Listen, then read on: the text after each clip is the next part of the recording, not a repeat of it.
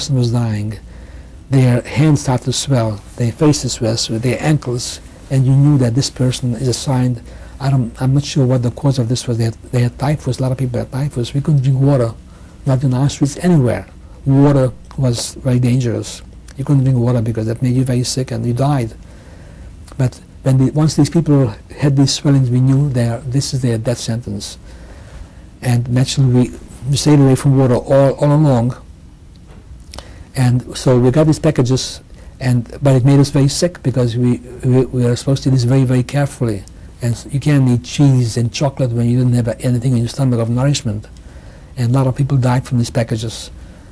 And then we were told. And you, did you eat it?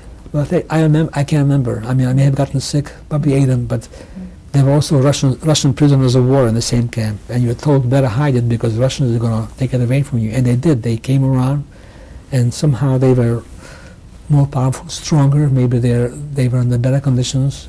And they usually you had to hide, dig a ditch somewhere and hide your food.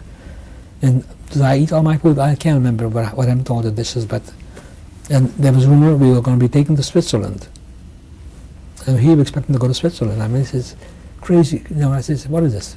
Unbelievable. But there were rumors all along for all kinds of things that will happen to us, but which never took place. Well, we didn't go to Switzerland, and we were in Ravensbrück for maybe till the end of April, some third week of April, fourth week of April. Then we put on the train again and go to another camp. We went to a camp called Rubin, which was near the city of Ludwigslust. It's up north, and not too far from Hamburg. Now, by this time, in my case, when you walked into, for example, to the bathroom, there were dead people lying all around. They didn't even bother picking them up. Wherever you went, you had to step over bodies if you want to get and wash your hands or go to the bathroom. I was in such condition that I was sitting on the floor, I couldn't get up anymore. I had to crawl to a wall or whatever, or to a pole, and pull myself up. And we were in this camp till May 2nd. May 1st, we were told to go, we were put on the train again, never told where you're going to go. We put on this train, and the train doesn't leave. I mean, we're supposed to leave at night, and the train doesn't leave. In the middle of the night, or early before it got dark, there was bombing. The American planes came, and they couldn't tell from what was in the train. They saw people, and they bombed. Fortunately, they bombed the locomotive, and only one car. There were people. Some people were killed, and since the locomotive was destroyed, the train couldn't take off. As we found out later, we were supposed to be taken out to the woods, and they were on a machine gun because there was no camp. There was no facilities anymore or time. There was no crematory and things of that sort in this particular place, and so we stayed there. And in the morning, about 9-10 o'clock, we see that the SS is gone. There's no more SS, and we're getting out of the train, and we tried to get back to the camp. I was dragged back to the camp by my friends, and the first American soldier came around, and it's by coincidence the first soldier happened to be a Jewish soldier, and he said Shalom Aleichem, you know, and it was just unbelievable. It was just, I mean, we never give up hope, you know, as bad as things were, because if we had given up hope, we would have just crawled to the fence, electric fence, and some people did that. You woke up in the morning and you saw people on the fence. They just went to the electric fence and they committed suicide, but they were electrocuted. But by and large, as bad things were, you always hope that something will happen, somehow you're going to make it. But now we're liberated, and this is unbelievable. It was just something that beyond our dreams. Now, a lot of people went into town and they brought food back. I couldn't go anywhere. I was sitting, I was happy to sit. But food was brought in, some potatoes or whatever. I didn't tell you that while we were walking back to Braunschweig, our eyes were constantly on the floor, and if we see a potato skin, we jump for that potato skin. And when Nessa saw that, they really beat us up. You're not supposed to. You're supposed to walk like a soldier, not pick up things from the floor. And a potato skin was something like a luxury. We didn't know it had the vitamins in that. We knew it was food. And the starvation was, when we found out what happened to our parents. How did you find that out? Well, when these people came from Lodz, and they told us that those are not bakeries. Oh, but that's when we found out. Right, okay. And I have to tell you, I don't remember crying when I found out, because by that time we were not human. You lost all senses. Your mind was only on one thing: finding a piece of food, because the hunger was just horrendous, was indescribable, and you like animal, like a bird walking, looking for food. When you had your piece of bread, you didn't know, should you eat the bread now, or you eat half, and put away for later. I mean, these are the decisions you made. If you eat now, then you're going to be hungry later. And if you save it, then everybody was so hungry they stole it from you while you were sleeping, and you had them under your bed or under your whatever. People stole it. So you don't know what to do. 6 of one, half of another. If you eat them, you won't have later. But people who experience, they told you, eat your bread. It's going to be in your stomach. If you don't eat it, it may help you later, but you may not have it. So people who survived, the survivors, those who were in camp remember, the Hungarian Jews only got there in June. Polish people were there for years before. Czechoslovakian people were there years before. They suffered much, much more. And they knew we're talking about street smart. They were camp smart. Mm-hmm. They somehow knew how to get around and how to see to it that you get some extra food, because food's the only thing important.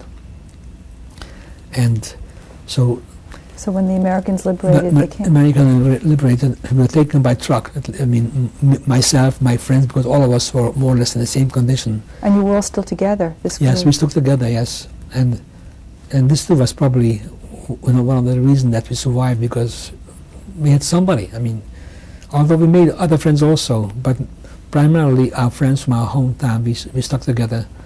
And we were taken to a hospital, a hospital set up by the American Army, and we were given clean bed sheets and clean shirts and so forth, and cigarettes, but we didn't smoke at that time, and we used them as an exchange. If the money had no value, so for cigarettes you could get certain things that you don't have. And so we were in this hospital in Germany, in the city of Ludwigslust, till July. In July, we were taken by the Red Cross from Germany to Sweden. This same group of friends? No, the entire hospital. Entire hospital, and my friends happened to be in the same hospital with me.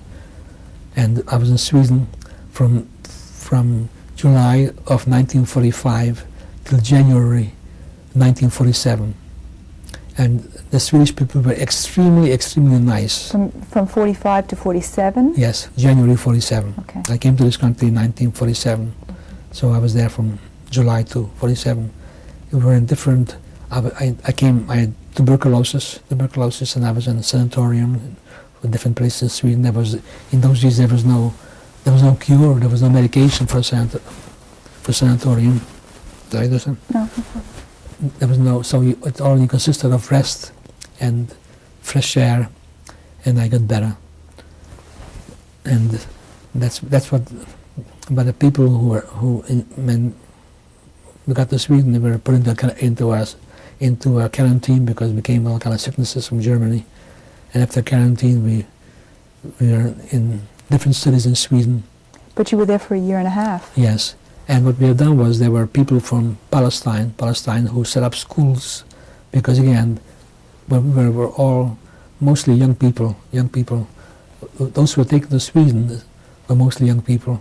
But as a matter of fact, most who survived were young people. The old people over 40 was considered old, and youth had a better chance of surviving. And we were in Sweden, and so they had these people from Israel, from Palestine, who were trying to set up schools, try to bring people back bring back their self-respect, their health. Mm-hmm. Okay, I'm going to stop you right now.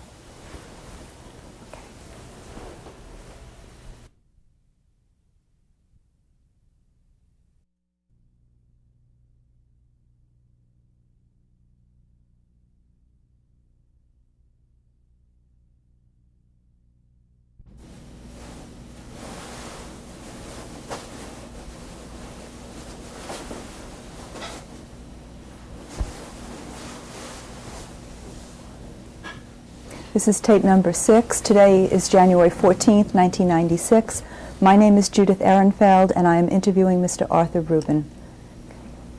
Okay, Mr. Rubin, you were telling me about your experience in Sweden for the year and a half that you were there. Yes. And then... And while I was in Sweden, up to that time, I did not know. I have not heard from my brother who came into the camp, neither have I heard from my sister. I didn't have a chance to talk with my sister who was in the camp. She also came in, and she didn't know anything what's happening either, because somehow she sent me a message that her mother and the rest of the family is in another part of the camp, and she sent me a little piece of bread, but they did not survive the camp. I don't know how, they must have died.